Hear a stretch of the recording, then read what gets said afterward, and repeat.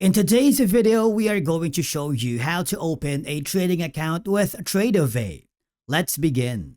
Now, the first thing that you need to do is open your favorite browser. It could be a Google Chrome, Microsoft Edge, or Safari.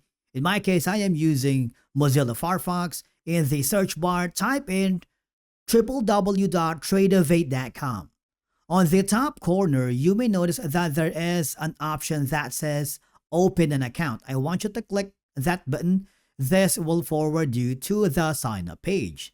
Now you can put in your business or personal email, and to make the account creation faster, you can sign up with your Google, your Apple, and then follow the on-screen instructions. Review your details, click the create user.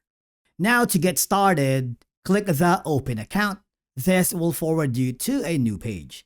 You just have to pick an account type to get started. You can choose from an individual, a joint. If you click the show more account types, you will have all of these information. But in my case, I am choosing the individual. You will receive a confirmation email once your account is approved. And what will happen is you will be forwarded to the main dashboard of Tradovate. And basically that's it for today's video on how you can open a Tradovate account. Thank you so much for watching, and we will see you again in the next video.